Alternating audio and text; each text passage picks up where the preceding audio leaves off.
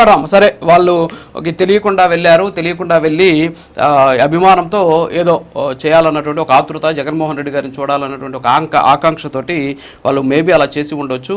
సరే, ఆ కుటుంబ సభ్యులు మళ్ళీ వచ్చి మాట్లాడారు. ఆ వీడియో నేను ప్లే చేస్తాను. రమేష్ గారు పంపించారు, కానీ అది కొన్ని అక్కడ ఉన్నటువంటి నామ్స్ ప్రకారం మేము ప్లే చేయకూడదు. ఒరిజినల్ వీడియో కోసం వెతుకుతున్నా. సో అది కనిపిస్తే నేను ప్లే చేస్తా.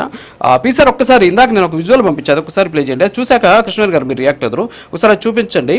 సో ఇప్పుడు ఈ వీడియో బహుశా అది ఆడియో ఉండదేమో, సార్ ఒకసారి చూడండి. ఈ వీడియో మీరు చూస్తే కృష్ణవేణి గారు నిన్న జగన్మోహన్ రెడ్డి గారు ఆ పొగాకు రైతులకు సంబంధించినటువంటి వాళ్ళ దగ్గరికి వెళ్ళినటువంటి సందర్భంలో అక్కడ ఒక మహిళ జగన్మోహన్ రెడ్డి గారి పక్కన మాట్లాడుతూ ఉన్నటువంటి పరిస్థితి ఉందన్నమాట. సో ఆమె మాట్లాడుతూ జగన్మోహన్ రెడ్డి పక్కన ఉన్నారనమాట, జగన్మోహన్ రెడ్డి గారి పక్కన. సో ఆమె తూలిపోతున్నారు, వాటర్ ఇచ్చారు, మధ్యలో వాటర్ తాగారు, ఆమె పడిపోయారు కూడా. పడిపోతే విజువల్లో చూడొచ్చు. కానీ జగన్మోహన్ రెడ్డి గారు కనీసం ఆమె పక్కన పడిపోయారు అనేటువంటి విషయం తెలియకుండా కనీసం అక్కడి నుంచి ఆమెను పంపించే ప్రయత్నం కూడా చేయలేదు. కనీసం అక్కడి నుంచి ఆమెను అక్కడే కూర్చోబెట్టి కార్యక్రమం అయ్యాక పంపించినట్టున్నారు బహుశా. సో ఇది వీడియో. సరే, ఇవన్నీ కూడా పక్కన పెట్టేస్తే కనీసం ఇప్పుడు జగన్మోహన్ రెడ్డి గారి దృష్టికి వచ్చిందా, ఆయన చూసారా, ఆయన చూడకుండానే ఇలాంటిది ఏమైనా జరిగిందా? సో ఏంటి, ఏమంటారు మేడం? ఈ విజువల్ చూసైనా మీరు చెప్పండి. ఎస్ సార్, రాజుగారు మీకు అలాగే ప్రైమ్ లైన్ ఎక్స్క్లూసివ్కి మరియు ప్యానల్ ఇతర సభ్యులకి నమస్కారం సార్.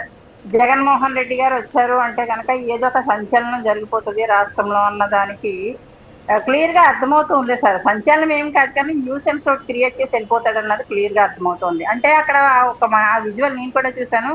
ఆ మహిళ అలా సొమ్మసలి పడిపోతున్నప్పుడు వాటర్ ఇచ్చారు సార్. వాటర్ తీసుకున్న తర్వాత కూడా అంటే పక్కన ఉన్నటువంటి మనిషి ఏమవుతుందో కూడా తెలియనటువంటి, స్పర్శ లేనటువంటి జ్ఞానం లేదా అన్నట్టు కూడా అర్థమవుతుంది అదే విజువల్ చూసినప్పుడు. కానీ అక్కడ ఆ మహిళ కూడా చాలా సేపు కింద కూర్చొని పెట్టారు సార్. అంటే ఇంచుమించు ఆయన ఊకదంపుడు ఉపన్యాసం ఒక 40 minutes అక్కడే ఆ మీటింగ్ చేశారట. అంటే ఈ లోపల ఒక్కొక్కసారి అన్కాన్షియస్ అయిపోతూ ఉంటారు అలాంటి పెద్దవాళ్ళు ఎండకది కూడా.